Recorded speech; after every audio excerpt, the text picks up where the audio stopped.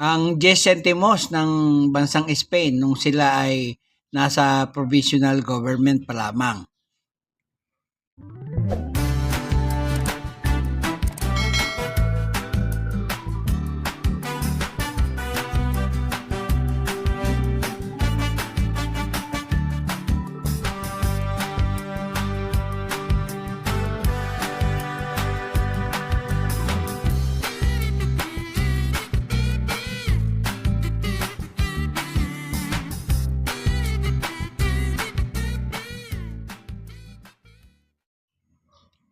Isang magandang araw po sa inyong lahat, lalo na sa aking mga kabarya at kapwa kolektor. Sa lahat ng senior citizen at mga silent viewer, maging sa mga kaibigan natin dyan, magandang araw po. Narito naman pong muli si Mario Victorio upang magbalik at magbalita sa inyo ng isang nahunt nating coins. Ito po yung nahunt ko kasama po nung 5 sentimo nung nakaraang vlog ko. Bagamat hindi ko po na-vlog kaagad dahil naging busy po tayo nung mga nakarang araw. Pero ngayon ay ibabahagi ko sa inyo itong 10 centimos naman. Kasi nung nakaraan, 5 centimos. Ito, 10 centimos naman. Pag-usapan po natin. Sa harapang bahagi po ng bariyang ito ay makikita ninyo yung isang taong nakaupo. Yan po. Ito po, kitang-kita pa ninyo yung ideya na ang taong nakaupo, yan, maliwanag pa po. Yan. Pati yung script, mababasa nyo naman yan. Yan. Ang nakasulat, 10 gramos. Yan. Panahon pa po ng 1870. Yan po ang kanyang petsa ng pagkakagawa. Gaya po nung isang barya natin na ating pinakita nung nakaraan. Huwag po ninyong ipagkakamali kasi ito po yung 5 centimos nung nakaraan. Ang malinaw po, yung pong tigre sa likod na nakatayo sa isang shield. Ayan, no?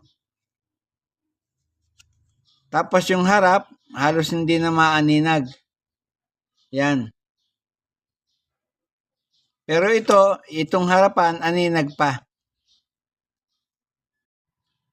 Sa likod na bahagi naman, ayan. Naaninag pa natin yung Leo na nakatayo sa isang shield. Yan.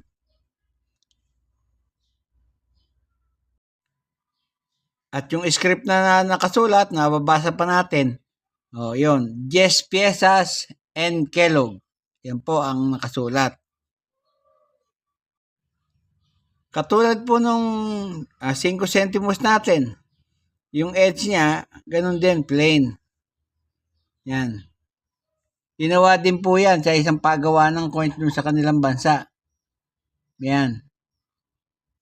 Sa Casa de Moneda de Barcelona. Sa Spain po yan. At yan nga pong barya na yan ay katulad nung nauna nating pinakita, isang ulikba, nanggaling din sa Spain. Ang panahon po ay provisional government. Yan po. Standard circulation coins po yan noong 1870.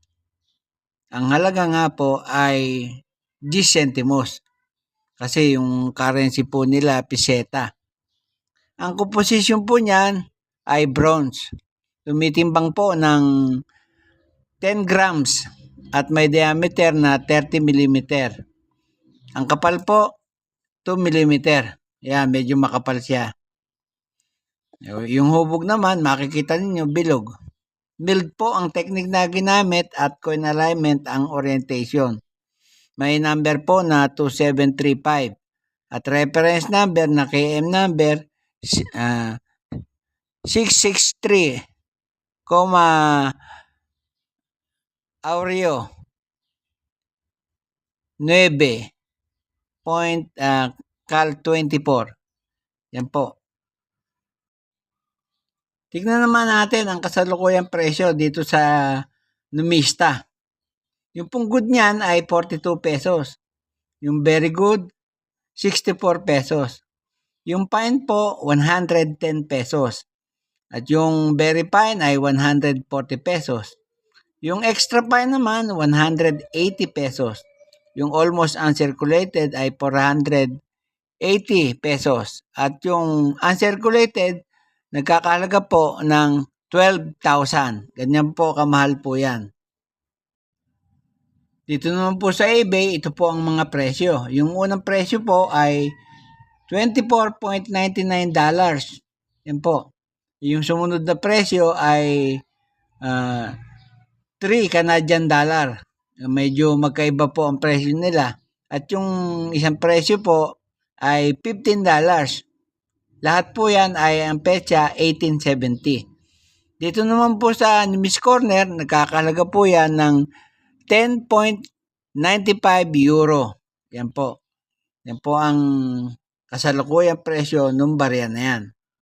Nagkaroon na po ng auction yung barya na yan sa Heritage Auction noong March 31, 2022. Nabili po yung uncirculated nung barya na yan ng halagang 11,667 pesos and 36 centavos. Yan po ang pagkakabili sa barya na yan noong March 31, 2022. Yan po lamang at wala nang iba.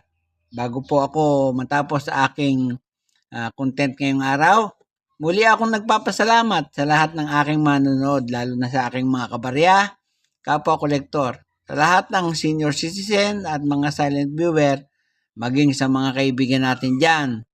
Salamat po ng marami sa inyo.